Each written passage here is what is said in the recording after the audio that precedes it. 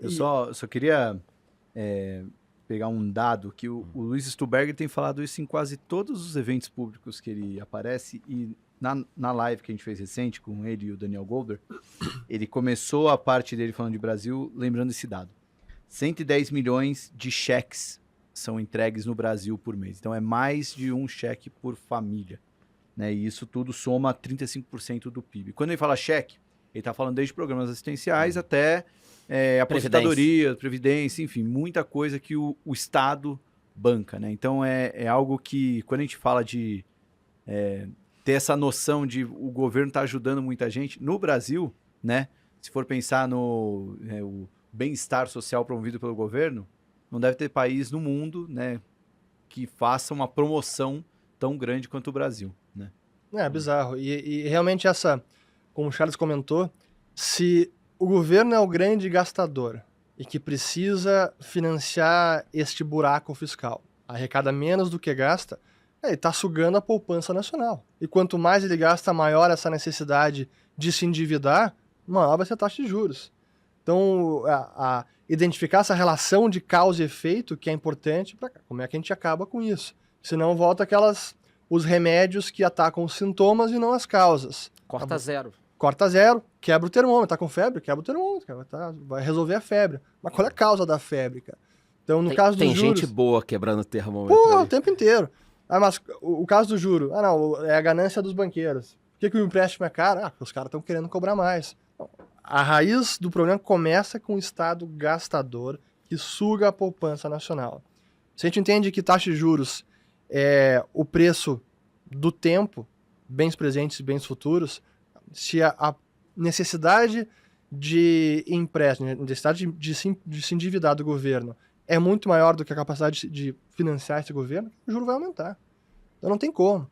E achar que simplesmente na canetada, não, agora vamos tabelar, então, o cartão de crédito vai ser menos, o empréstimo do financiamento imobiliário vai ser menos, cara. Isso gera consequências... Há 5 mil anos tentam tabelamento, né? Há 5 mil anos. E, na verdade, os sintomas... isso causa um efeito adverso, né? Porque a gente viveu isso lá no final do Lula 2 e o Dilma 1, porque você tira totalmente a capacidade da Selic impactar a economia, né? Porque quando você subsidia uma cacetada de juros, né? Uma cacetada de maneiras de financiamento, não importa se a Selic sobe ou cai, só impacta a ponta final ali, que vai ficar mais caro pegar um empréstimo, mas as grandes empresas, as empresas que acabam tendo um outro caminho, né? A alta ou a queda da Selic não interfere. É a meia entrada dos juros. Então, especialmente no Dilma 2, eu acompanhava de perto esse dado. O estoque de crédito do sistema financeiro de bancos públicos ultrapassou o estoque de crédito dos bancos privados, em Dilma 2. Então chegou no momento que 56% do estoque total de crédito estava nas mãos de bancos públicos. E a gente sabe que banco público acaba seguindo uma diretriz política e não de viabilidade econômica, se o cara pode pagar ou não, e subsidiando os juros.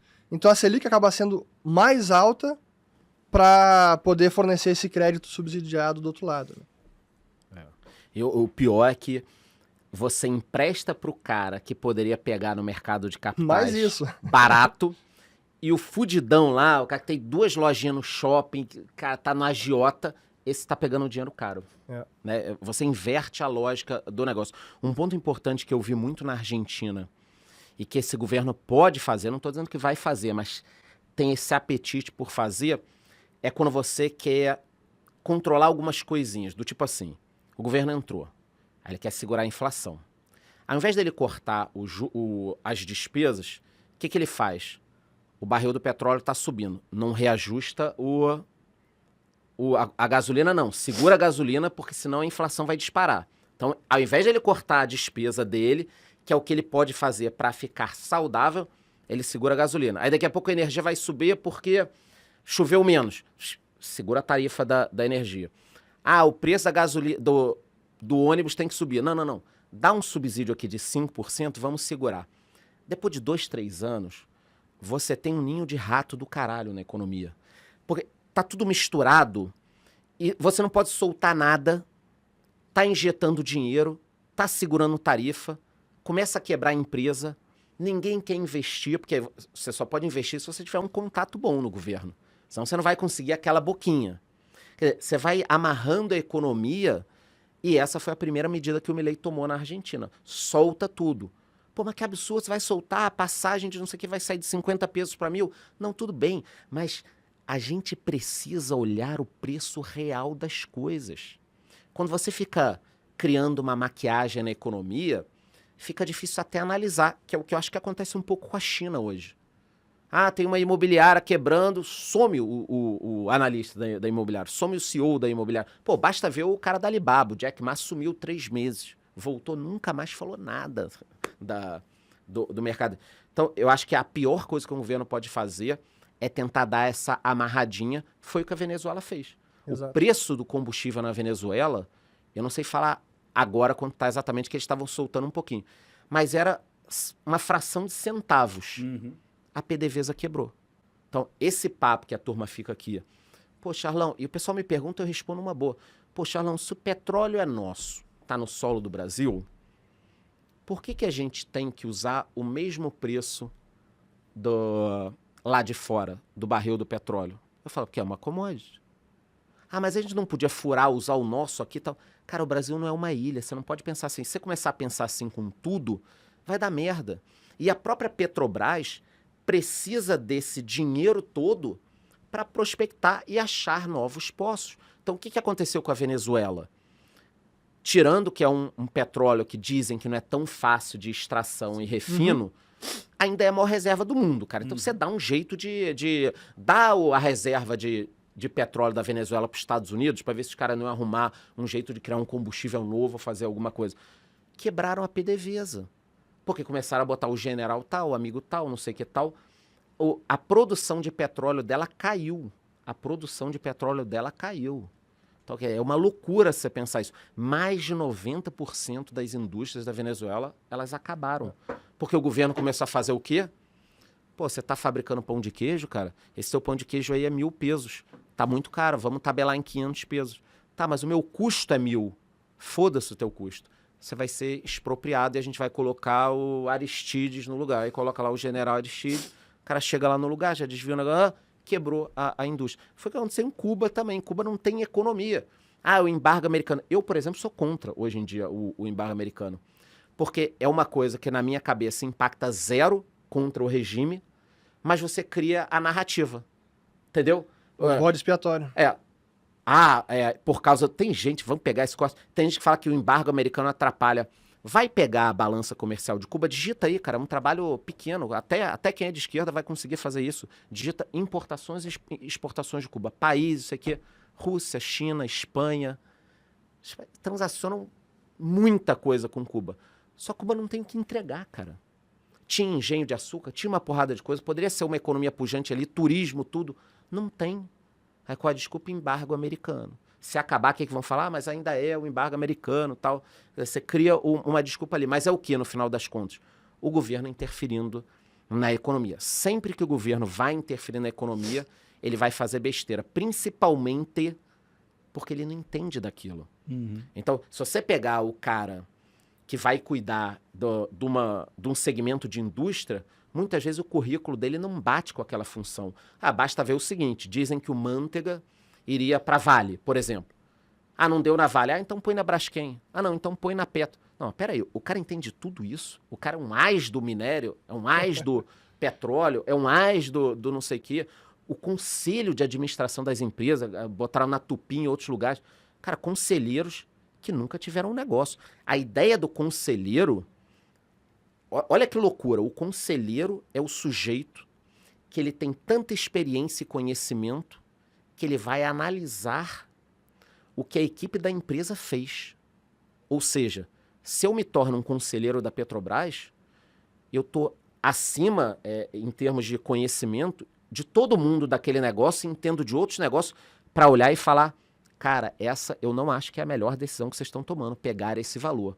Do momento que você põe um conselheiro que nunca teve empresa, nunca teve nada, nunca tocou uma lojinha, como é que o cara vai analisar se, no caso da Tupi, por exemplo, se a fundição é uma fundição de motores? Quer dizer, qual o futuro dos motores dos carros? É elétrico? É hidrogênio? Não sei o quê? provavelmente essas pessoas que estão lá não sabem nem dirigir, cara. Eles vão falar do mercado de veículos. Então, eu acho que o Estado, ele... Por isso que eu digo, a confusão é muito maior do que parece. A gente não quer vender susto, não, né? Mas o cara que está nos acompanhando, escutando, por que isso é importante para o cidadão que nos assiste? Ele tendo esse conhecimento, sabendo qual é a relação de causa e efeito, tabelou preço, vai gerar escassez logo mais à frente, não funciona. O cara se prepara, ele se antecipa, ele sabe se proteger. A inflação está sendo controle, o fiscal está descontrolado, pode gerar mais inflação, pode gerar juros. Ou ele posterga um endividamento, ou ele vai investir agora. Ele consegue escolher uma carteira de investimentos melhor para se proteger de tudo isso. Então, o cara consegue tomar decisões, primeiro, com mais segurança, com mais tranquilidade, e não se sentir refém do, cara, isso é aleatório, não sei o que vai acontecer. Ele consegue agir tranquilamente e saber, cara, isso não vai funcionar. Agora a gasolina estão segurando.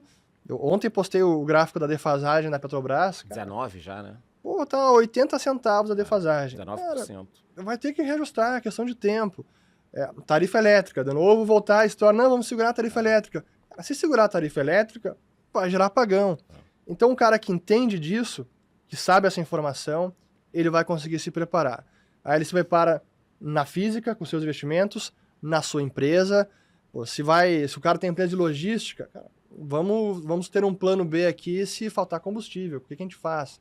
Então, o cara não fica refém dessa loucura das decisões políticas que impactam no bolso dele e na empresa dele todo dia, né? Uhum. Eu lembro que em 2005, 2006, eu já estava visitando ali em Santa Catarina algumas indústrias, desconto de duplicata, e tinha uma modalidade, agora eu não vou lembrar o nome, tinha uma modalidade que competia muito comigo, que eu tinha uma taxa fixa para descontar a duplicata, e os bancos estavam fazendo alguma operação, não lembro o nome, não é um nome muito comum, que ela estava atrelada ao dólar, a operação. Então, os bancos tinham uma taxa mais barata, mas estava atrelada à flutuação do dólar. E eu visitava os caras e falava, olha, você não acha melhor pegar aqui o meu juro, que eu tô te falando que é tanto, você vai descontar 30, 60, 90, 120, você vai fechar isso aqui, vai fazer um compra, um venda, vamos fechar uma operação aqui, que você vai saber quando você vai pagar, tal. Não, pô, o banco tá me dando aqui, tal, o dólar. Cara, o problema do dólar é que ele pode ficar um ano parado. Mas a hora que solta, é o boi no rodeio ali, ele vai te jogar para fora. Volta e meio, o dólar faz isso, é um comportamento, é cíclico. Pode colocar na presença, pode me colocar em algum momento. O mundo vai passar por uma estabilidade que o dólar dá essa sacudida de, por exemplo, 4,90 para 5,80, aí às vezes volta tal. Mas dependendo do que você tem de negócio, é o suficiente para quebrar o teu negócio. E dito e feito, passou uns anos ali, deu 2008... uma turma quebrou empresa grande no Brasil por causa do descasamento com o dólar, ficou parado muito tempo, todo mundo pegou. É esse conhecimento que a gente tenta passar para as pessoas, né? O cara que consegue ter essa análise mínima, a gente não está fazendo... Você vê, a gente falou uma porrada de coisas de economia, ninguém pegou calculadora aqui, HP 12C, nada disso, é conhecimento básico, isso causa isso, que causa isso, causa aquilo, e você tá lá na ponta, cara. Pô, então tudo isso vai influenciar na minha vida? Tudo isso mais um pouco, entendeu? E aí, Josu? O que mais quer trazer aí de assunto? Porque, ó, senão eu vou puxando as perguntas daqui do que eles foram falando. É que você que preparou uma pauta aqui maravilhosa, cara. Não, acho que pode puxar a próxima. Acho que ele tá a favor dos governos. Eu tô sentindo ele a favor dos governos. Não, eu tem queria um membro até ouvir aqui infiltrado. Eu prefiro nem falar a minha opinião aqui, que a gente tem que... Dá a sua visão. A gente deixa os convidados falarem. Dá a sua visão por que os impostos têm que subir. Fala aí. Tem que ter um membro aqui. O arcabouço fiscal funciona ou não funciona? Isso é uma mentira. Fala isso. Cara, o pior, cara, é que as pessoas acreditam. Esse é o pior. Né? Esse é o pior. As pessoas... Você vem aqui, todo dia me conta uma mentira, aí hoje você chegou, é um dia comum, você me contou uma mentira de novo, eu acreditei. Esse é o pior, né? Fala aí. Eu citei ontem até o Thomas Sowell, né, que é um que eu gosto muito de ler. Excelente. E ele tem uma frase que eu gosto muito, que é quando as pessoas querem o impossível, só os mentirosos podem satisfazer. Claro. Perfeito. Né? Acho que esse é um clássico que resume um pouco de tudo que está sendo dito aqui em relação aos Outra governos. que ele também fala com frequência é que a primeira regra da economia é a escassez. E a primeira regra da política é ignorar a primeira regra da economia. E o que é o que os políticos fazem, né? Estão falando em 0,6 agora de déficit. Cara, tá começando o ano, a arrecadação foi maior agora por alguns motivos. o governo já não tem espaço para taxar. Ano passado foi um ano de taxar aposta, taxar isso, taxar aquilo. Estão olhando para os super ricos, a gente pode depois falar isso, que é uma tarefa do G20, vai ser mais difícil essa passagem. Mas eu digo o seguinte, cara, o ano tá começando, estão falando de 0,6. A gente fez o Macro Summit, né, o nosso evento para falar de tendências macro. O primeiro painel foi o Marcos Mendes, professor do INSPER, né, junto com o Daniel, né, o economista-chefe da Verde. Primeiro painel, acho que já foi para abrir a porta e mostrar, olha o que a gente está contratando para o futuro, né? Porque no final do dia, quem está no mercado financeiro vai acabar encontrando oportunidade, né? Stuberger até falou no Macro Summit mesmo, falou, a mediocridade é bom para quem está no mercado, porque é aí que você encontra oportunidade, né? É mais fácil de ganhar dinheiro. É mais fácil ganhar dinheiro em ambientes medíocres, né? Porque até gera mais assimetria e você acaba encontrando oportunidades. Mas o que a gente está contratando para o futuro, né? Tendo em vista, sabe, a questão do déficit estar sendo revisado para cima, nem me preocupa tanto. O problema é o lado da receita. O que a gente está esperando de receita? Quase aquela... Vocês são mais velhos, então vocês devem ter assistido Chaves, né, na infância. Muito. É quase o episódio de Acapulco lá, que a Chiquinha já pega a mala, já pega com quem vai, não sei o que. Tá, beleza, agora só falta ganhar o sorteio para ir para Acapulco, né? O governo fazendo toda a estimativa de tudo que ele vai precisar de receita. E sempre para cima, né? Vamos Então, taxar aqui os fundos offshore. Agora é só e combinar com eles para comprar tudo do Brasil. É de 30 bi. Aí você fala, cara, como assim 30 bi? Não. Pô, se a gente taxar todo mundo, se os fundos aumentarem, se eles continuarem crescendo a velocidade antes... Tá, mas eles vão continuar crescendo se você tá taxando... Ah, porra, cara, você também é pessimista pra caralho. Tá torcendo contra, porra, cara. Por isso que não dá certo. Aí você fala, tá bom, deixa. Só que por alguns meses, você vê todo mundo se comportando como se a coisa fosse dar certo. E aí parece que você é o pessimista. Aí você tem que até, às vezes, se recolher um pouco, dar alguns toques, mas esperar aquilo acontecer. Porque senão você fica... O tempo é o senhor da razão, né, cara? Deixa o tempo que vai mostrar. A palavra usada, né, nessa live, né, do Stuberger e o Goldberg foi complacência. Né? O Goldberg até falou, o mercado... O mercado está complacente, né? Acho que teve um susto agora nessa semana, mas acho que a geopolítica, juro lá fora, a inflação, também teve um papel importante. Eu acho que ainda há essa complacência. E aí, falando do fiscal... Desde o ano passado, quando o arcabouço foi apresentado, eu lembro como se fosse hoje, eu assisti a coletiva ao vivo. Cara, eles prepararam um PowerPoint às pressas, na véspera da apresentação, PowerPoint tosco, e aí colocaram lá... Só que ali é o fiscal do Brasil, né? E aí colocaram... Eu até coloquei num vídeo recente o slide com as bandas das metas fiscais. Ano passado seria 23, seria...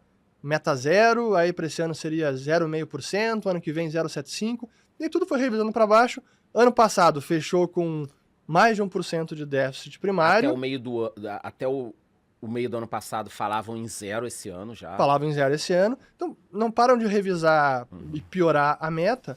Só que isso já era previsível. E aí você é taxado de pessimista, tá torcendo contra, mas, cara, o arcabouço, a regra fiscal, permite um crescimento real de despesa, esse era o piso, 0,6%, sendo que a receita não está sob controle do governo, e essa ideia é realmente uma visão estática da economia, não, só ajusta aqui a alíquota, isso. Se hoje eu arrecado tanto, se eu mudar a alíquota, eu vou arrecadar mais. Tem X sites de aposta, se você taxar todo mundo, vai dar tanto. Não, mas peraí, cara. Porra, sabe? Não é assim, Mas tá lá, então eles contam com uma receita que não está sob controle deles, e a receita que poderia estar sob controle deles, por exemplo, dividendos das estatais, deixa a estatal gerar dinheiro, ajuda o fiscal pra caramba. Mas não, a estatal é socialmente estratégica. Aí, projetos de concessão, privatização, que poderia também ajudar no fiscal, arrecada, não, isso a gente vai abrir mão. Então o cara quer gastar mais, abre mão do que ele poderia arrecadar de fato, aí fica contando com receitas incertas e querendo subir imposto que vai prejudicar ainda mais a atividade econômica. Então, cara, você desacelera a economia.